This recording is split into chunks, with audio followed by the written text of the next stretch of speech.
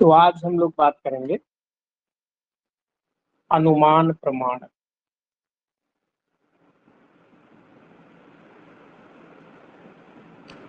अनुमान प्रमाण जैसे आप लोग कई बार तुक्का लगाते हैं, तो अनुमान मतलब तुक्का लगाना या कोई चीज कंफर्म ना हो तो उसे हम अनुमान कहते हैं। तो सबसे पहले हम लोग बात करें अनुमान प्रमाण की निरुक्ति के बारे में।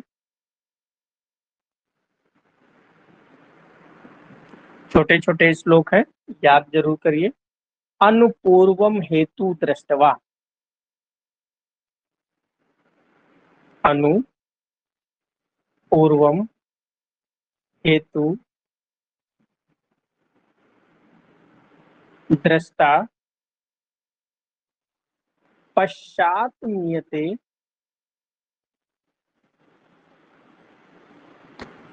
पश्चान मीयते इति अनुमानम। इति अनुमानम। तो सिंपल सा है, अनुमान प्रमाण किसे कहते हैं कि अनुपूर्व। अनुपूर्व मतलब पहले, दृष्टवा देखकर, उसके आधार पर जो स्थित विषय का ज्ञान प्राप्त किया जाता है उसे अनुमान प्रमाण कहते हैं। तो अनुपूर्व हेतु, अनुपूर्व का मतलब क्या है? अनुपूर्व मतलब पहले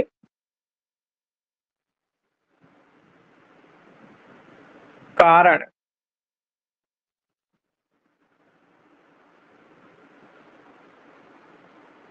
अनुपूर्व मतलब पहले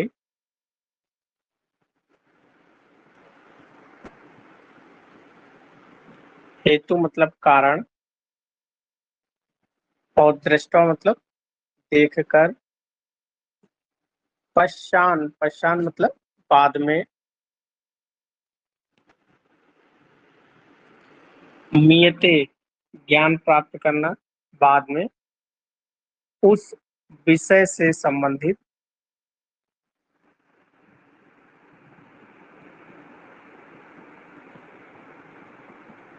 ज्ञान प्राप्त करना क्या है? इति अनुमानम। यही अनुमान प्रमाण है।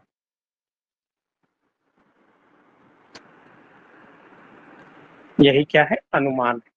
तो पहले कारण को देखकर बाद में उस विषय से संबंधित ज्ञान प्राप्त करना अनुमान प्रमाण है। जैसे आपने क्या किया, कहीं पर आपने धुआं देखा, कहीं पर आपने देखा कि जैसे भट्ठा चल रहे होते हैं, ईंटा बन रहा होता है, तो आप बहुत दूर से देखते हैं, अरे चिमनी में धुआं उठ रहा है।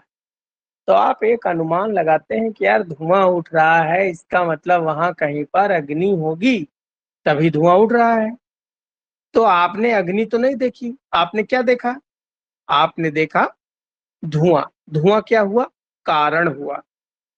धुआं क्या है? कारण। क्योंकि आपने उसी कारण, उसी धुएं को देखकर किसका ज्ञान प्राप्त किया? अग्नि का ज्ञान प्राप्त किया आपने। तो यही कहलाता है अनुमान प्रमाण। अब क्या पता, देखो अब वहां अग्नि है कि नहीं, क्योंकि कई बार देखिए, अगर पहाड़ों पर भी धुआं आपको दिखता है, तो पहाड़ों पर धुआं, वो धुआं थोड़े होता है, वो तो बर्फ की भाप होती है, तो वहां अग्नि तो नहीं होती है। तो एक कंफ्यूजन की स्थिति है। यही अनुमान प्रमाण। इसका लक्षण देखें, अनुमान प्रमाण का लक्षण क्या है?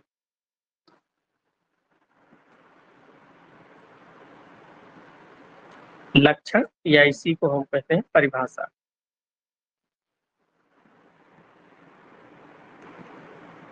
तो इसके लक्षण में बताया गया कि अनुमानम खलु तर्क युक्ति अपेक्षा।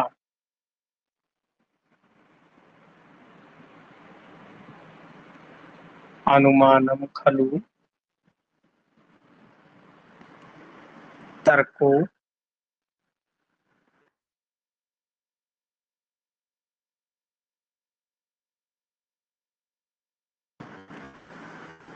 युक्ति अपेक्षा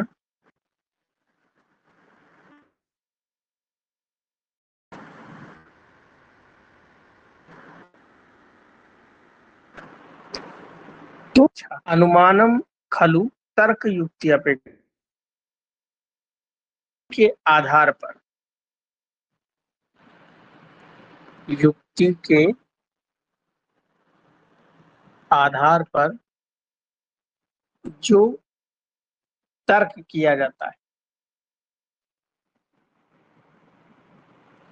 उसे ही अनुमान कहते हैं।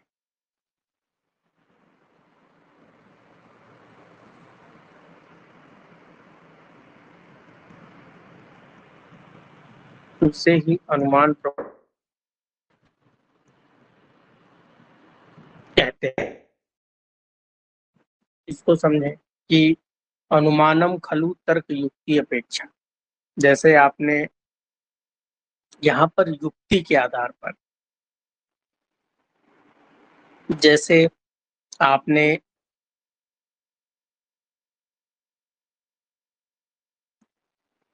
तो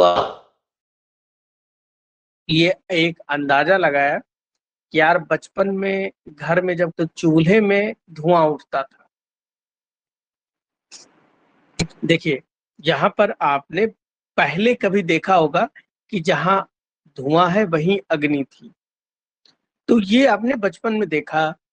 अब आप जब बड़े हुए तो कहीं पर दूर चमकता हुआ धुआं उठ रहा है, तो आपने उस पहले के ज्ञान के आधार पर ये युक्ति लगाई कि घर पर चूल्हा जब जलता था तो धुआं था, उसी प्रकार से अब जो है वहां पर भी धुआं है, इसका मतलब वहां अग्नि है। तो ये जो आपने तर्क प्रस्तुत किया युक्ति के आधार पर कि धुआं देखकर अग्नि हमने बचपन में भी देखा था और यहाँ पर भी वैसे है, तो यही आधार पर जो तर्क किया जाता है उसे अनुमान प्रमाण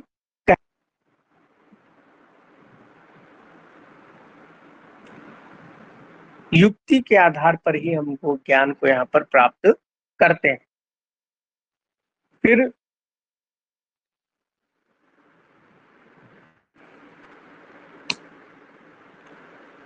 तर्क किसे कहते हैं?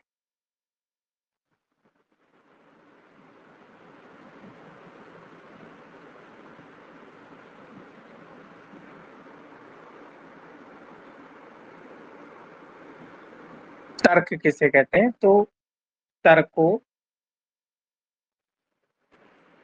अप्रत्यक्ष ज्ञान,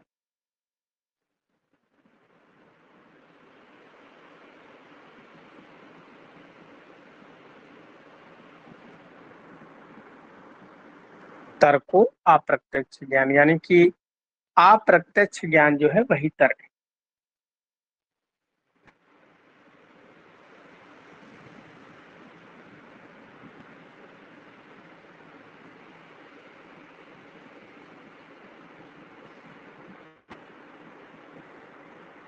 अप्रत्यक्ष ज्ञान को तर्क कहा जाता है। अब अप्रत्यक्ष ज्ञान, जैसे आपने अग्नि को नहीं देखा, धुआं उड़ रहा है, धुआं को देखा, लेकिन आप धुआं से अग्नि का अंदाजा लगा रहे हैं, तो आप तर्क भी बता रहे हैं कि बचपन में इस तरह हमने देखा था। तो आप अग्नि को नहीं देख रहे हैं, यानी कि वो अप्रत्यक्ष है, लेकिन ज्ञान किसको आपका हो रहा है? अग्नि को हो रहा है। तो वही अप्रत्यक्ष ज्ञान ही आपका तर्क कहलाता है।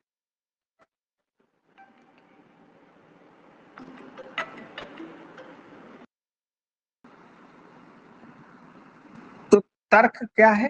अप्रत्यक्ष ज्ञान को हम तर्क कहते हैं। फिर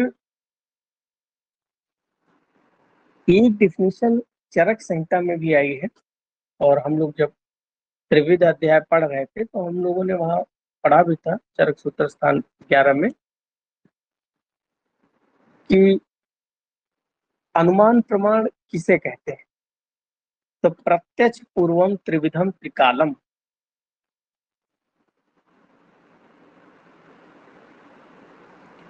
प्रत्यक्ष पूर्वम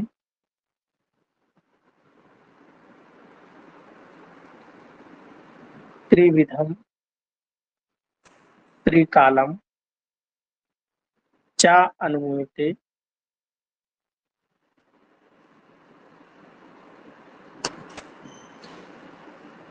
च अनुमीयते वहिन निगुणो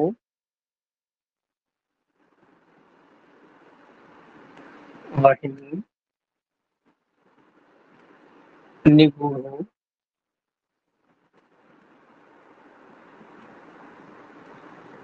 धूमेन मैथुनम गर्भ दर्शनात्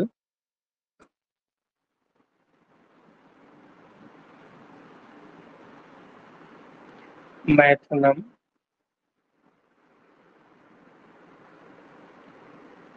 गर्भ दर्शनात्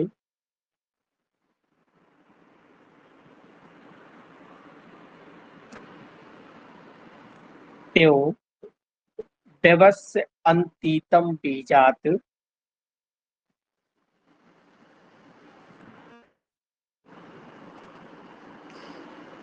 देवस्य अंतीतम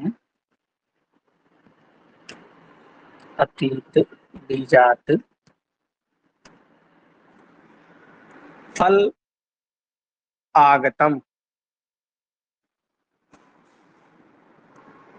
फलम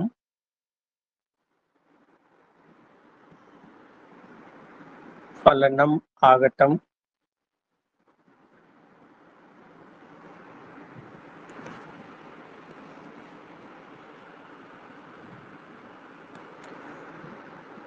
दृष्ट्वा बीजात् फलम जातम एव सादृशम बुधा दृष्ट्वा बीजात् फलम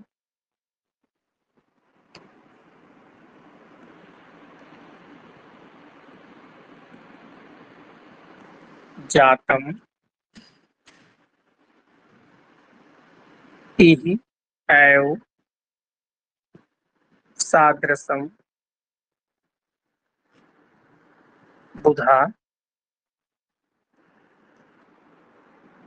ये चरक सूत्र स्थान 11 का अनुमान प्रमाण से संबंधित श्लोक है।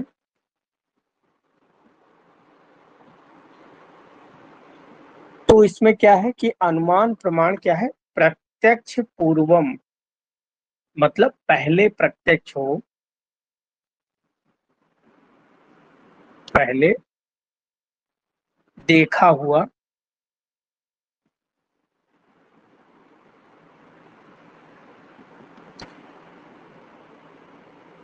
और 3 प्रकार का बताया। अनुमान कितना होता है? 3 प्रकार का, त्रिविधम। त्रिविधम मतलब अनुमान 3 भेद, और 3 भेद कौन है? त्रिकालम। 3 भेद इसके कौन से है? त्रिकालम यानी कि भूतकाल, वर्तमान और भविष्य।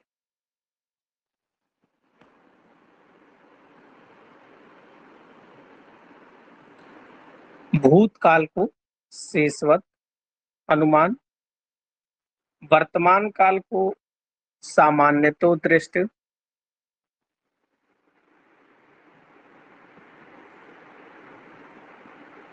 और भविष्य काल को पूर्ववत।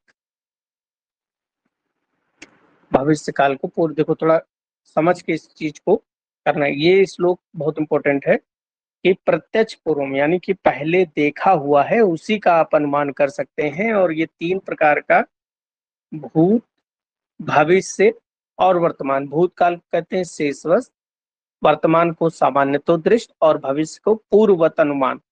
चा अनुमीयते, तो ये अनुमान हो गया। जैसे वहिन निगुणो धूमेन, क्या कह रहा है? वहिनी निगुणो धूमेन,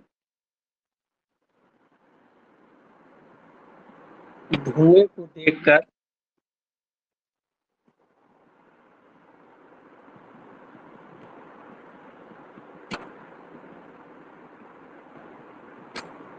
अग्नि का अनुमान,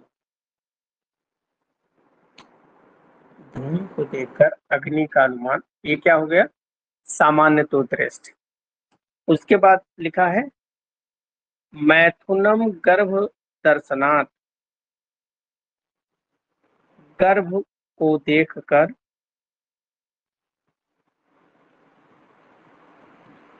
मैथुन का अनुमान।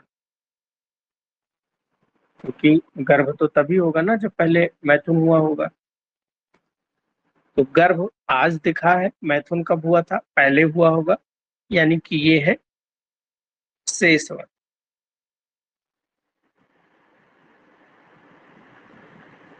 और धुएं को देखकर अनुमान किया जाता है, ये है सामान्यतो दृष्ट।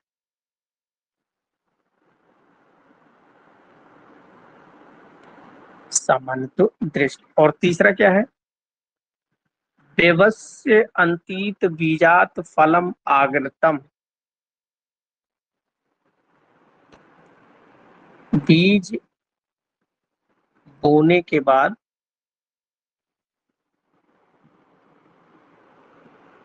भविष्य में फल होगा।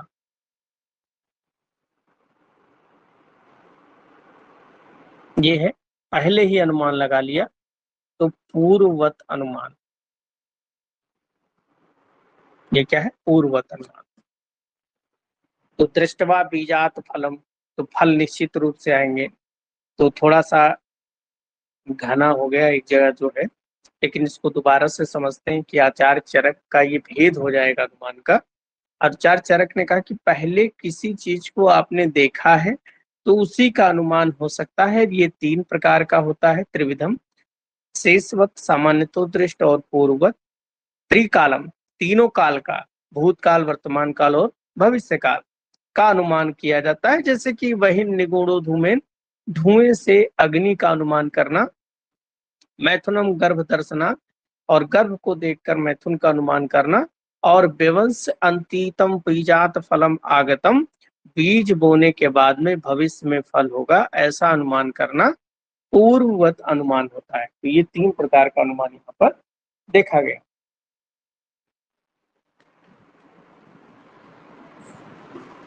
नेक्स्ट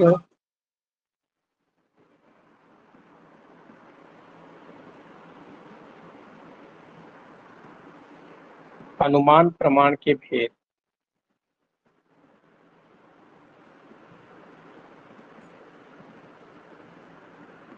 तो भेद तीन होते हैं।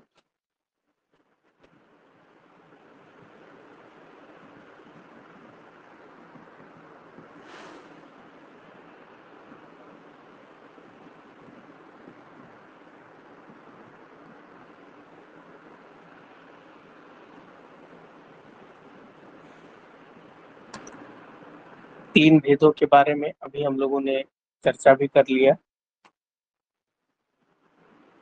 पूर्ववत, शेषवत और सामान्यतो दृष्ट।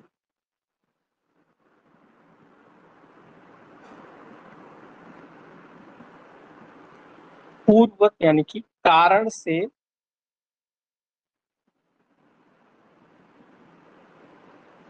कार्य का अनुमान,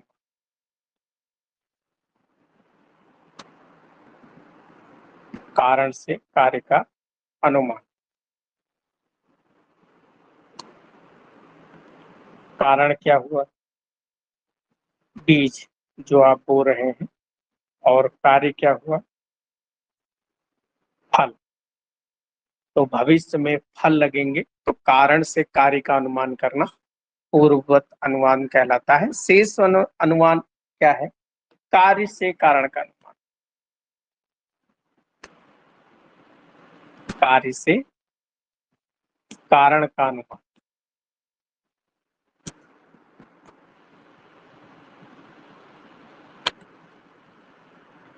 कार्य क्या हुआ, गर्भ,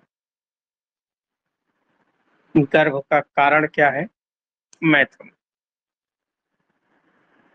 तो ये हुआ शेष। तीसरा है सामान्यतो दृष्ट, तो एक से तत्समान का अन्य का ग्रहण करना।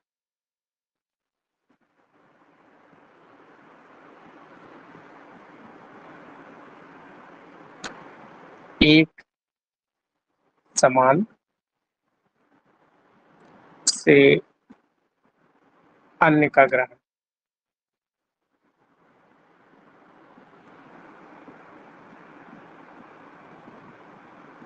धुएं से अग्नि।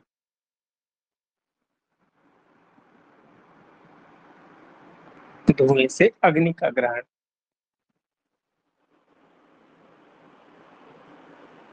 ठीक है।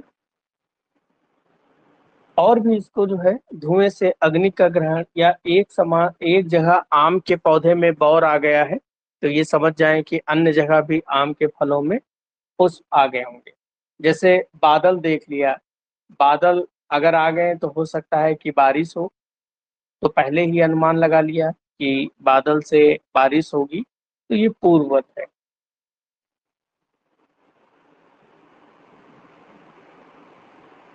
नेक्स्ट,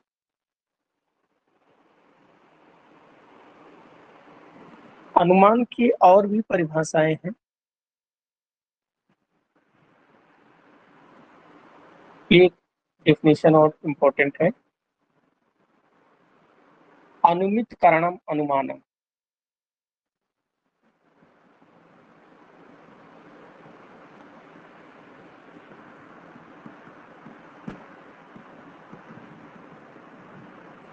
अनुमित कारणम अनुमान,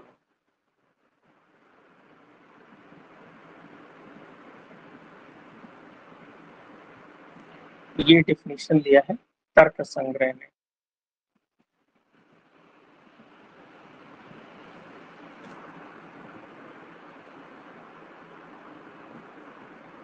तो ये क्या है अनुमित, तो अनुमित का कारण,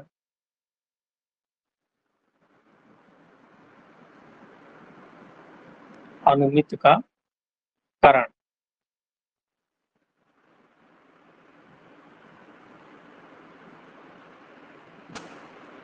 कारण मतलब साधन,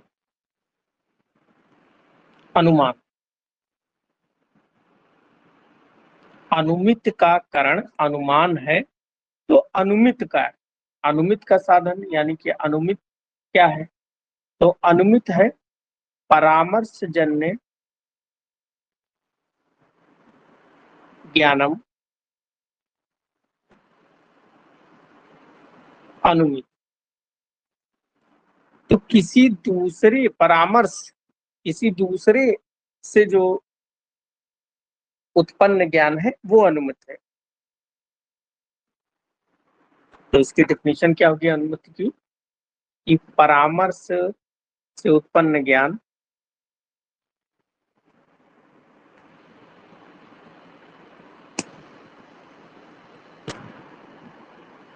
अनुमित है। परामर्श से उत्पन्न ज्ञान यानी कि जैसे मैं आपसे कहूं कि आम बहुत मीठा है।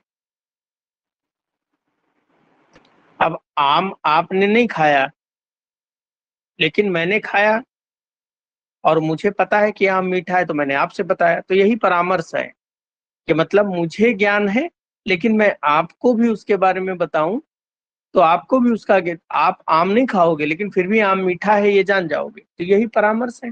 यानी कि किसी एक बंदे को ज्ञान है और उस ज्ञान को आपको, उसके अनुभव के आधार पर आपको भी ज्ञान मिल जाए, तो वही है परामर्श। अब परामर्श क्या है, ये भी क्वेश्चन पूछा जाता है कि परामर्श भी क्या है।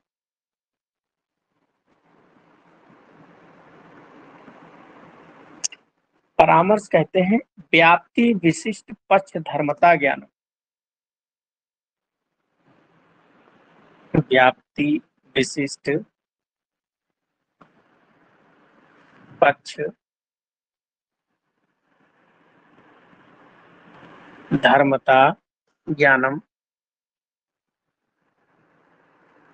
परामर्श।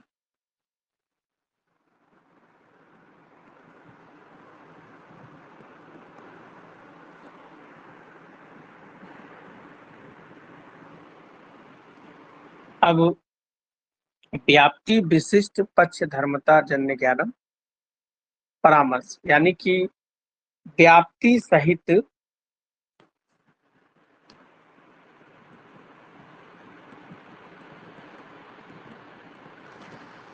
पक्ष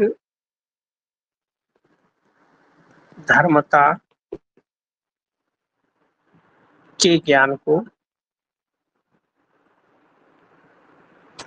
परामर्श कहते हैं।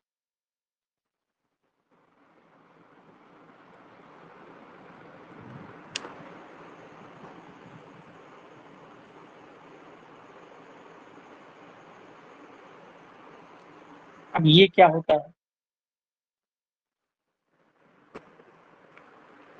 कि व्याप्ति विशिष्ट पक्ष धर्मता जन्य ज्ञानम, तो व्याप्ति क्या है, पक्ष धर्मता क्या है, ये भी पता होना चाहिए। जैसे अगर ये कहा जाए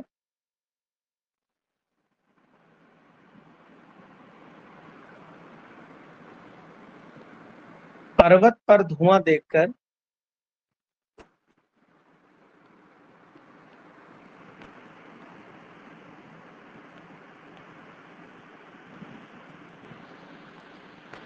अग्नि का अनुमान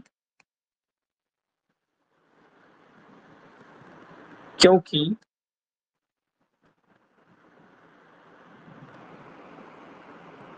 रसोई घर में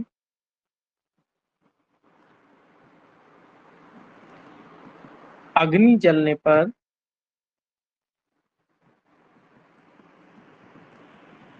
धुआं होता है।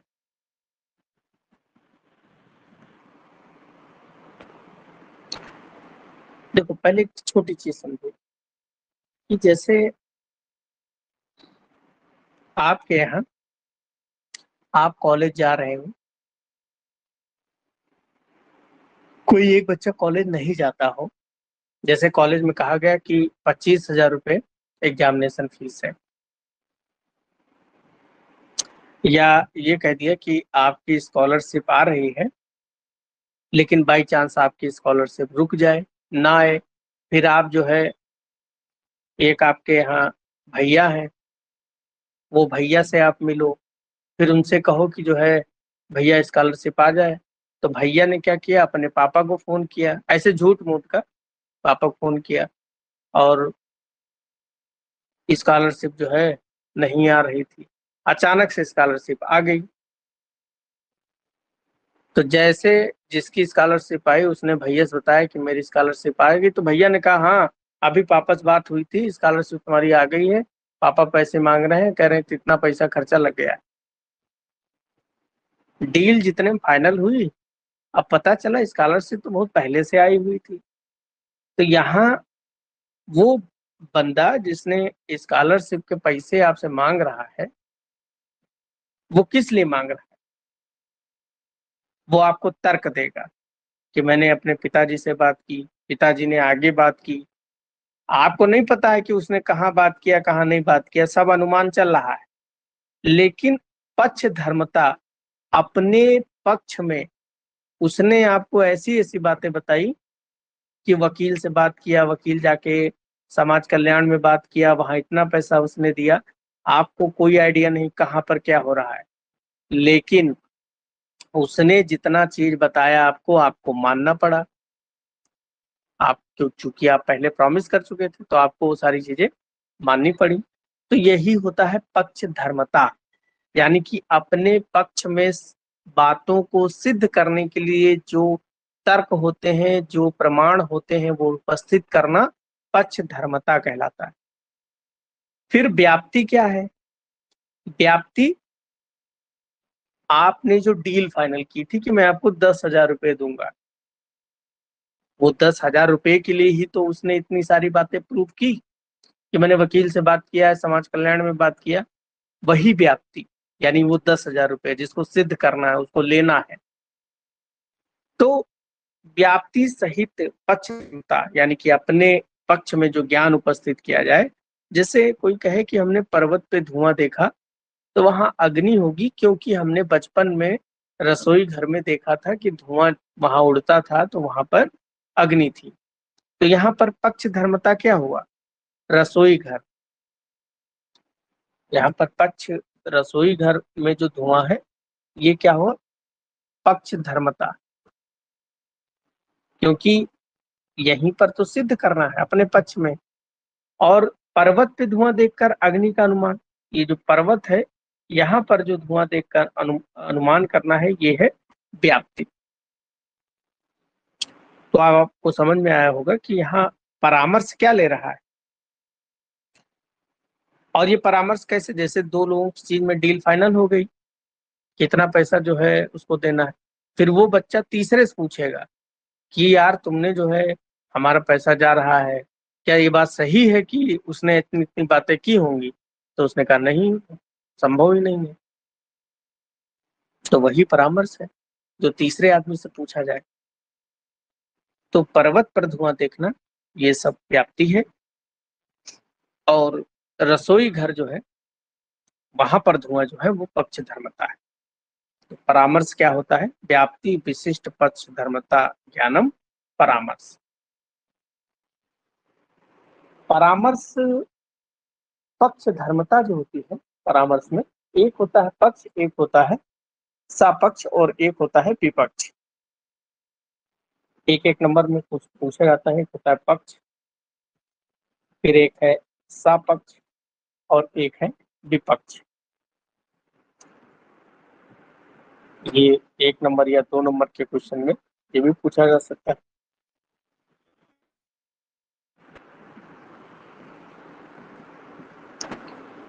पक्ष क्या है? तो सबसे पहले संदिग्ध साध्यवान पक्ष। संदिग्ध साध्यवान पक्ष।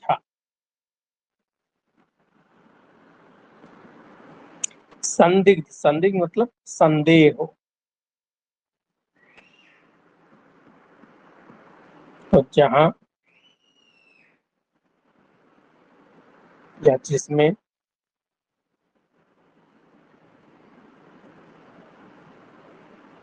साध्य का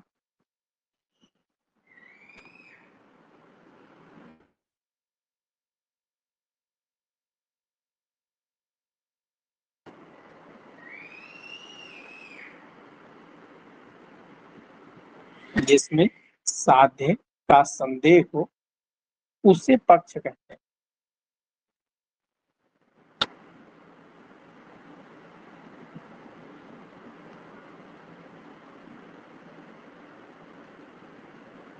अब संदेह कैसे? जैसे एग्जाम्पल देखें, पर्वत पर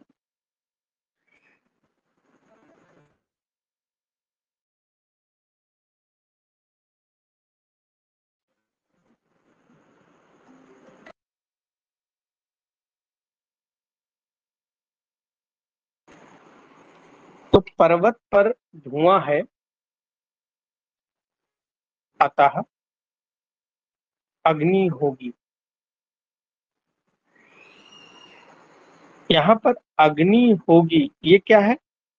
संदेह है। और पर्वत पर अग्नि होगी तो पर्वत क्या है? साध्य है। तो साध्य का संदेह हो यानी कि पर्वत यहाँ पर क्या है? साध्य है, यानी पे अग्नि है कि नहीं है। तो पर्वत यहाँ पर क्या है? पक्ष है। तो यहाँ पर्वत क्या है? पक्ष। और संदेह किसका हो रहा है? अग्नि का संदेह हो रहा है। तो क्या लिखा है कि जिसमें साध्य का संदेह हो, यानी कि साध्य का मतलब जिसको सिद्ध करना है।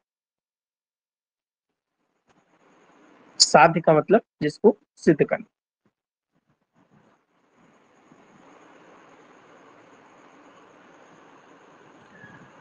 तो संदिग्ध साध्यवान पक्षा, तो जिसमें साध्य का संदेह हो उसे पक्ष कहते हैं।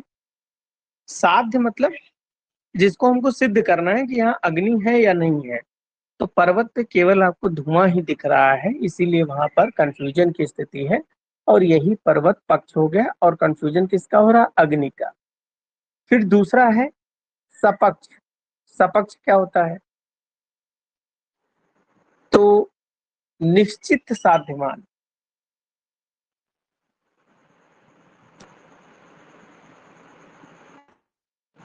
निश्चित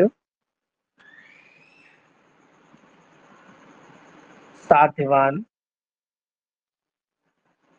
सापक्ष।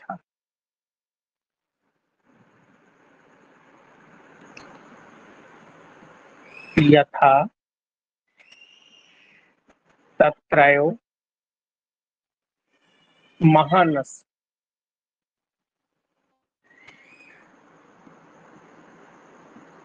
महानस कहते हैं रसोई घर को।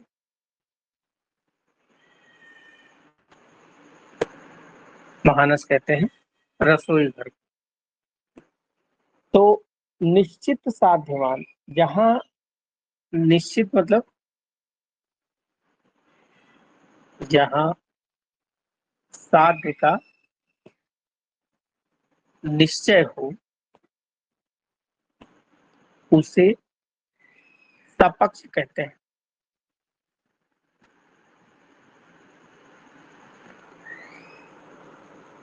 उसे क्या कहते हैं? सपक्ष कहते हैं।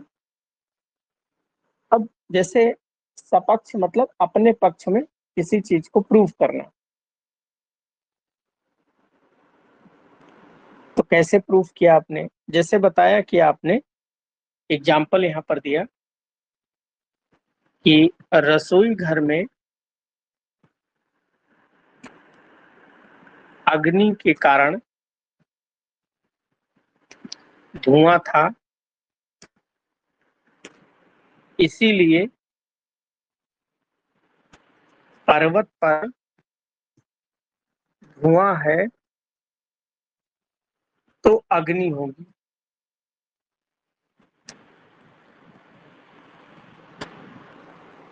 तो आपने यहाँ पर एग्जाम्पल देके समझा दिया, यही सपक्ष है। यानी कि साध्य यहाँ पर निश्चय हो गया, तो वही क्या है? सपक्ष है। फिर है विपक्ष। क्या होता है?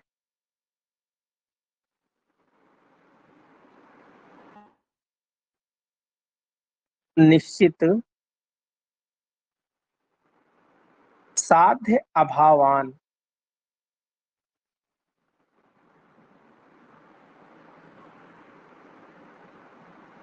निश्चित साध्य, इसको अलग अलग ही कर ले।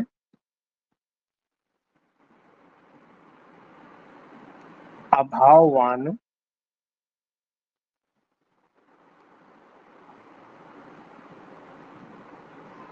निश्चित साध्य अभाववान विपक्षा।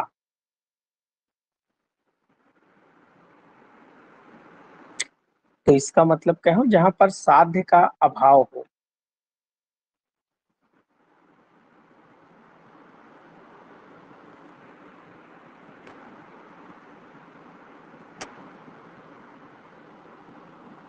उसे विपक्ष कहते हैं। तो जहां पर साध्य का अभाव हो, उसे विपक्ष कहते हैं।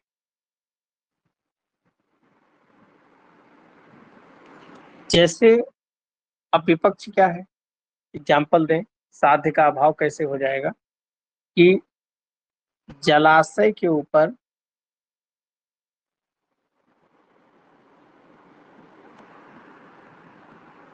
धुआं उठता है, परंतु वहां अग्नि नहीं होती। परंतु वहां अग्नि नहीं होती। अब देखो, जलाशय मतलब पानी। आप जो कभी ठंडियों में अगर देखिए, तो ठंडियों में जब पानी भरा होता है, तो वहां कहाँ अग्नि होती है? लेकिन ठंडियों में क्या है? तालाब के ऊपर भाप जैसे उठती रहती, लेकिन वहां अग्नि नहीं है। तो जलाशय यहाँ पर क्या हो गया? विपक्ष हो गया। जलाशय क्या हो गया? विपक्ष हो गया।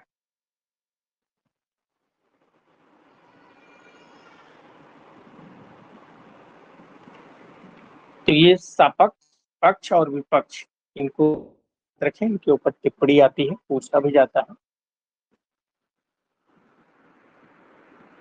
नेक्स्ट क्या है, व्याप्ति क्या है?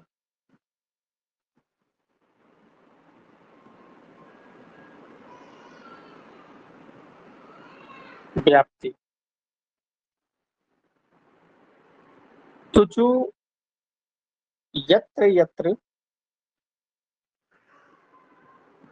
यत्र तत्र धूमस्तु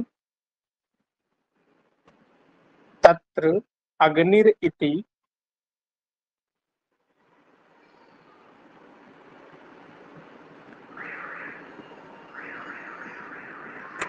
साहचर्य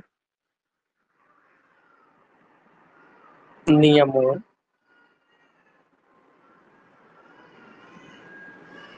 व्याप्ति।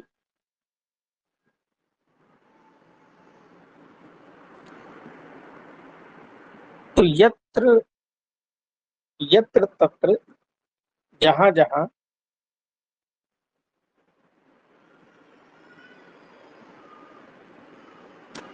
धूमस से धुआं है, तत्र तत्र वहां वहां, अग्निर इति अग्नि है, और इसी साहचर्य नियम को, इसी साहचर्य नियम को व्याप्ति कहते हैं।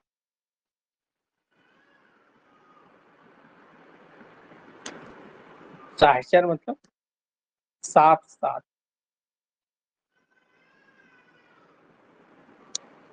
साहचर्य मतलब साथ साथ जो रहने का नियम होता है, उसे ही क्या कहते हैं, व्याप्ति कहा जाता है। ठीक है, तो जहां जहां अग्नि है वहां वहां धुआं भी होता है, इसी नियम को हम लोग व्याप्ति कहते हैं। और व्याप्ति जो है, इसके तीन भेद होते हैं।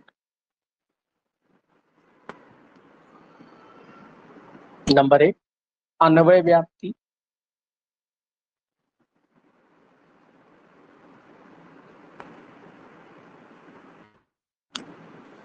नंबर दो, व्यतिरेक।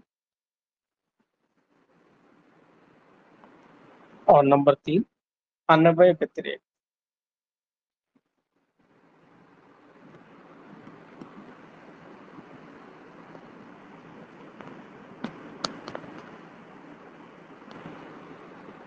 अन्वय व्यतिरेक।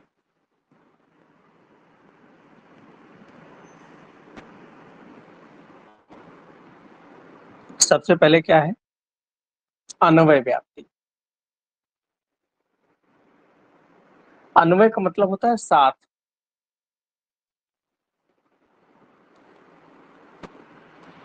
व्याप्ति क्या है, साथ साथ रहने को अन्वय कहते हैं। जैसे जहां जहां धुआं है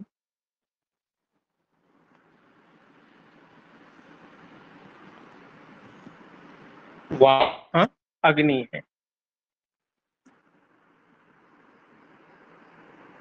तो ये जो साथ रहने का संबंध है, यही क्या है, अन्वय। दूसरा क्या है, व्यतिरेक।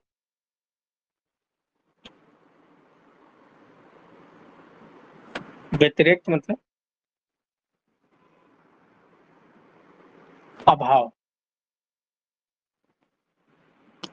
यानी अग्नि नहीं है,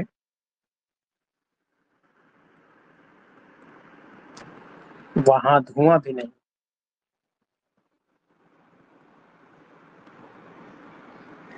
ये जो धुएं का अभाव है, इसे हम कहते हैं व्यतिरेक। और तीसरा क्या है, अन्वय व्यतिरेक।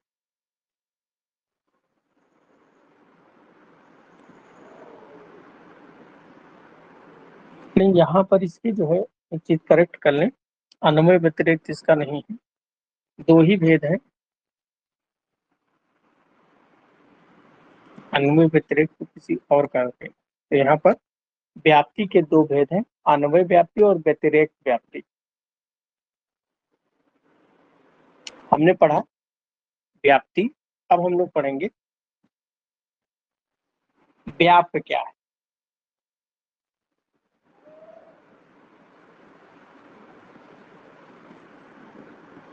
व्याप्त तो या व्यापते सा व्याप्य,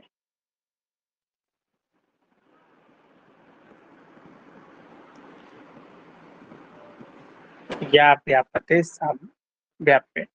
व्यापते मतलब क्या होता है,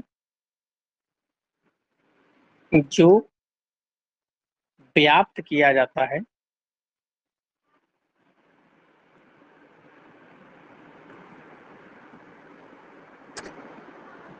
वह व्याप्य है।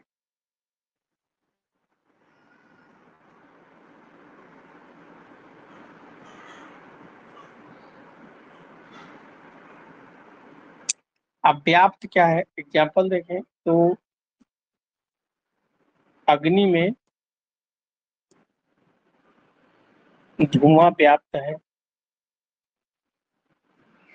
अतः धुआं जो है व्याप्त है। अग्नि में धुआं व्याप्त है, अतः धुआं क्या है, व्याप्त है, व्याप्य है। और फिर होता है व्यापक क्या है, फिर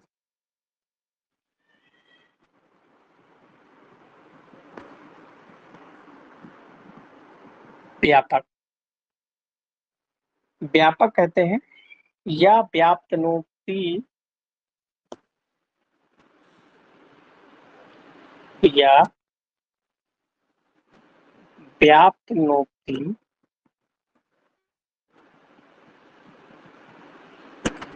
सा व्यापका।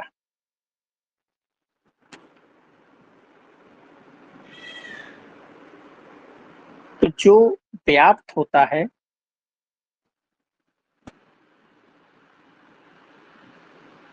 जो व्याप्त होता है वह व्यापक।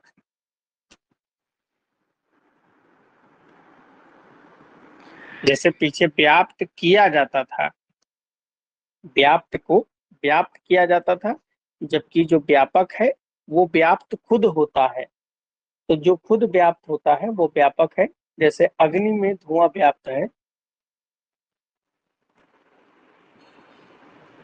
अग्नि में धुआं व्याप्त है,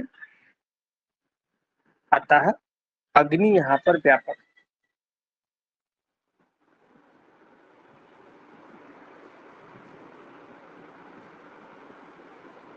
अतः अग्नि यहाँ पर क्या है, व्यापक।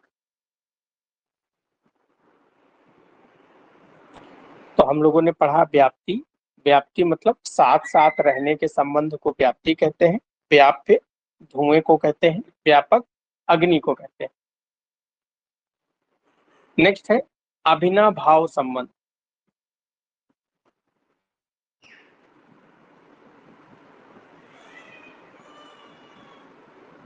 अभिनाभाव संबंध,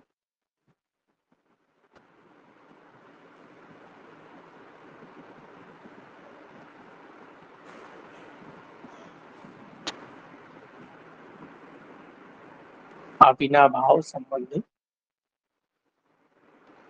तो व्याप्य यानी कि धुआं और व्यापक यानी कि अग्नि, तो व्याप्य और व्यापक के साथ साथ रहने के संबंध को, साथ साथ रहने के नियमित संबंध को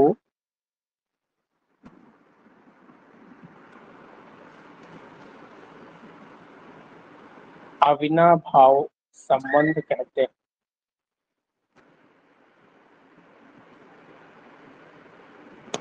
अविनाभाव संबंध कहते हैं। इसमें एक संबंध दूसरे के बिना ना रह सके, इसीलिए नियमित संबंध।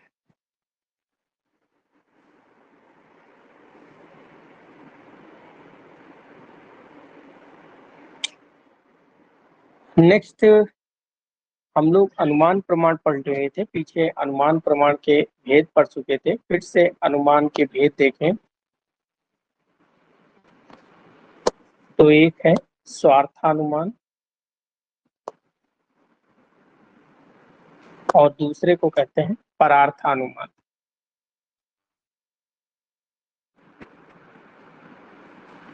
स्वार्थानुमान और परार्थानुमान। तो जब अपने लिए कोई अनुमान किया जाए तो वो स्वार्थानुमान है।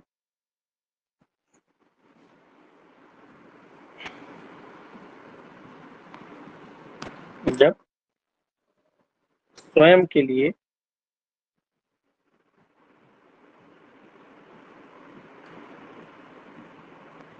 अनुमान किया जाए, जब स्वयं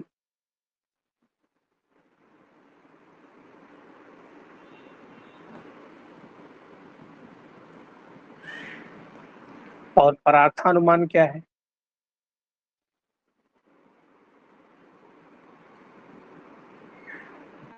स्वयं अनुमान कर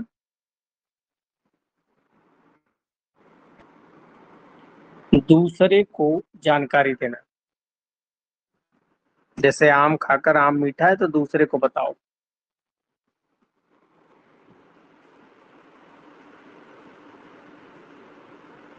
और परार्थानुमान जो होता है, दूसरे को जानकारी के देने के लिए पंच अवयव वाक्य की जरूरत पड़ती है। पंच अवयव वाक्य का प्रयोग किया जाता है।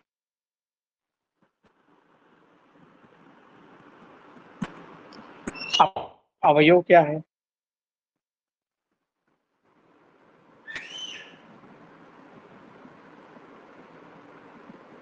पंच अवयव। पंच अवयव में प्रतिज्ञा, हेतु,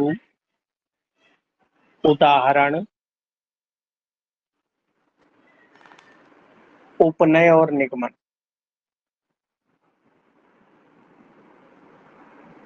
उपनय और निगमन। तो सबसे पहले प्रतिज्ञा। प्रतिज्ञा मतलब हाइपोथेसिस, जो सिद्ध करना है, सिद्धांत जो होता है, थ्योरी बनाते हैं।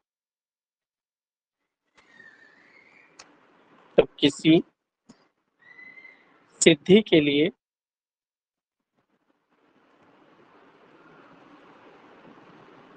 जो सिद्धांत वाक्य कहा जाए,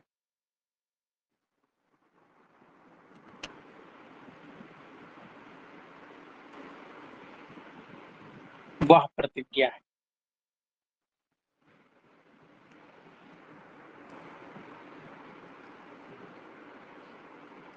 तो प्रतिज्ञा मतलब सिद्धांत। यहाँ पर आपको क्या करना है, एक हाइपोथेसिस बनाना है।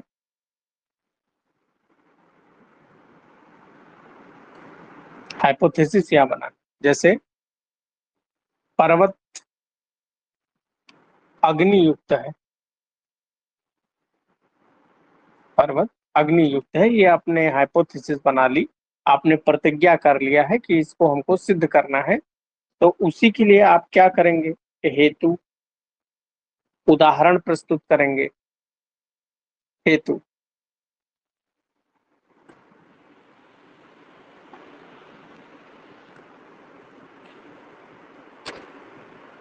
किसी कार्य का कारण हेतु।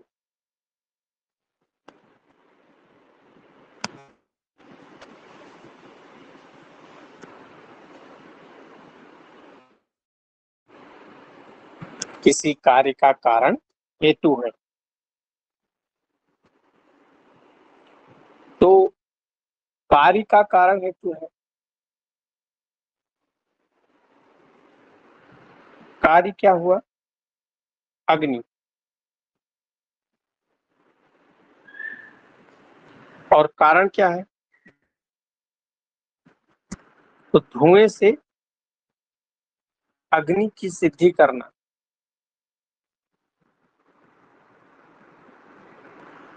यही क्या हुआ, हेतु। हेतु मतलब आपने ये बताया कि धुआं है इसीलिए अग्नि होगी, तो ये सिद्ध करना हेतु कहलाता है।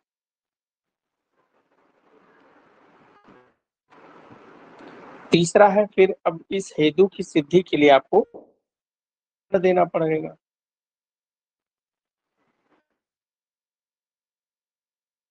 पर्वत पे अग्नि है, तो जैसे रसोई घर में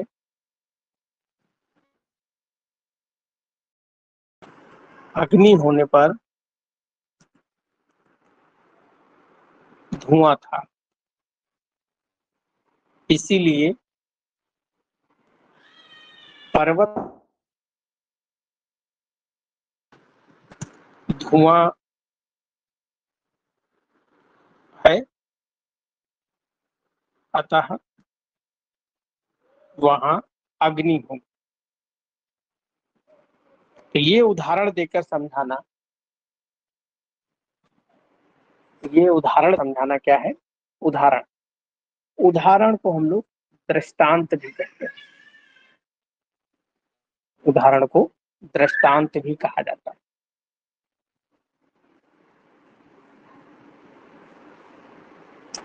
फिर है उपनय।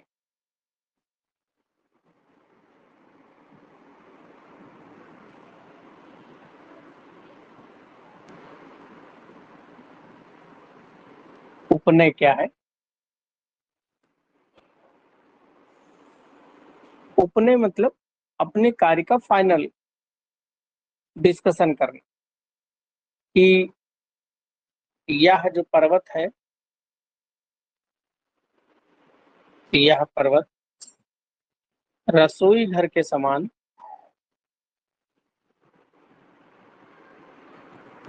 अग्नि युक्त है।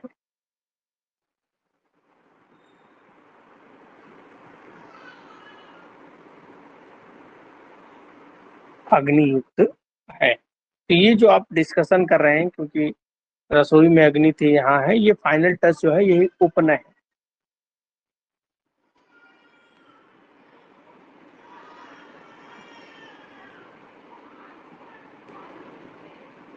उपनय तो उदाहरण देकर समझाना, उसका निगमन कर देना, उपनय है।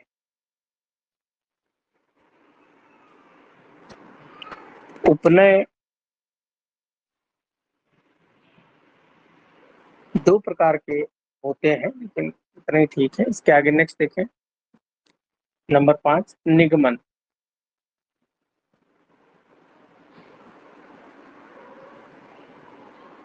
निगमन मतलब फाइनल आपका थ्योरी बन गई।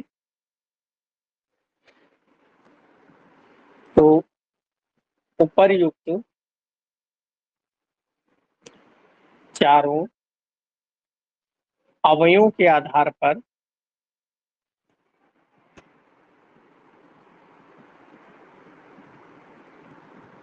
जो निष्कर्ष निकलता है,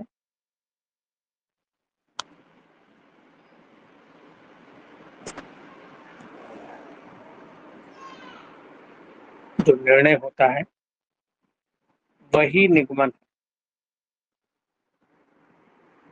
निष्कर्ष क्या निकाला कि वहां पर धुआं है इसलिए अग्नि है, तो अग्नि यहाँ पर क्या है, निष्कर्ष है।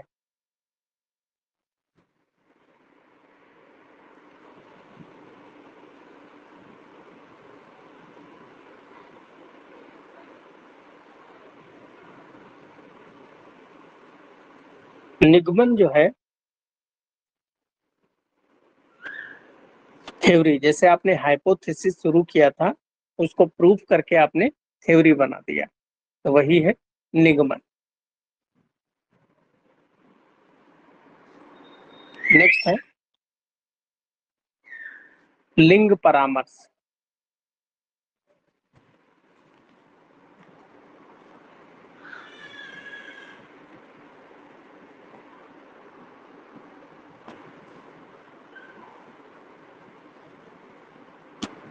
लिंग परामर्श के ऊपर भी टिप्पणी लिखने की आती है।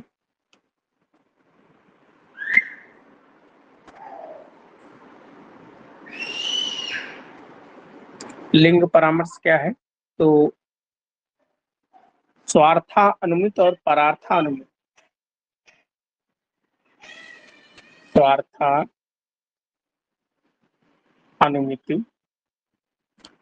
और परार्थानुमिति दोनों का असाधारण कारण रूप करण,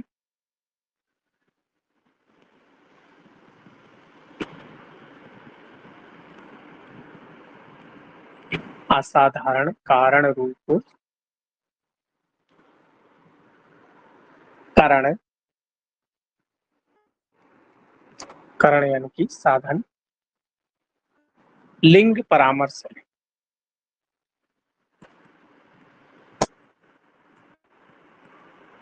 लिंग परामर्श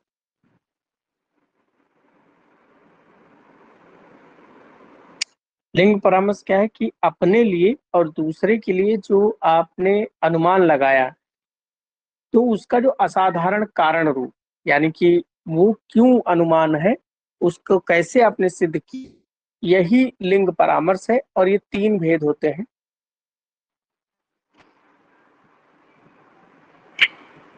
लिंग परामर्श के तीन भेद हैं। नंबर 1, अन्वय व्यतिरेक।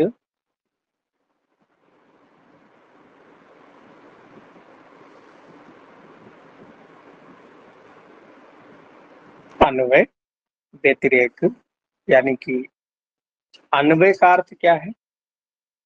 साथ साथ रहना।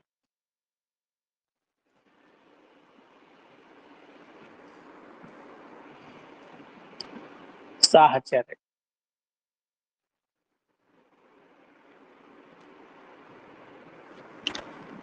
तो साथ साथ रहने को अन्वय कहते हैं।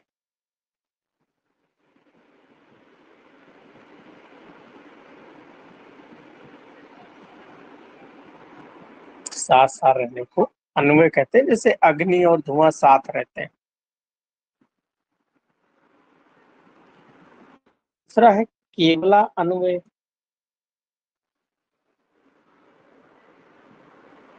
केवला अन्वय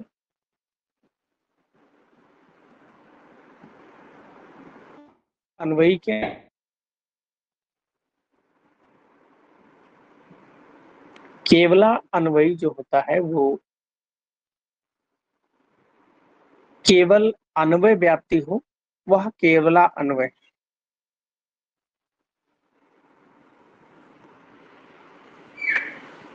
जहां पर केवल अन्वय व्याप्ति हो,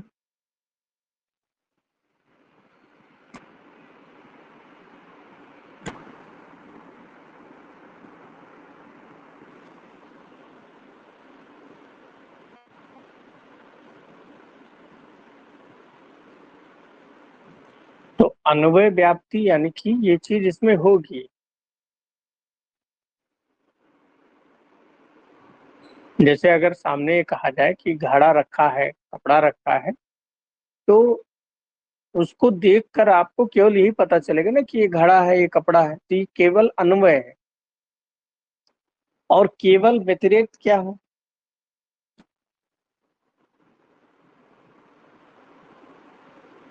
केवल व्यतिरेक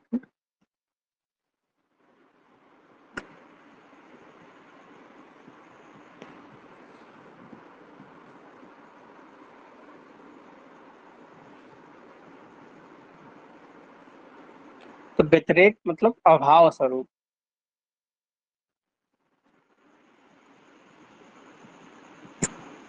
जैसे पृथ्वी में गंध गुण है, जल में नहीं,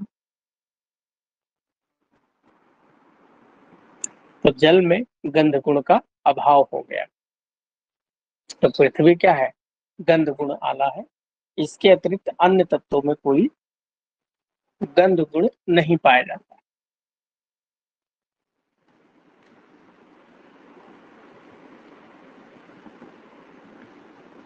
ठीक है, तो ये अनुमान प्रमाण हुआ आपका।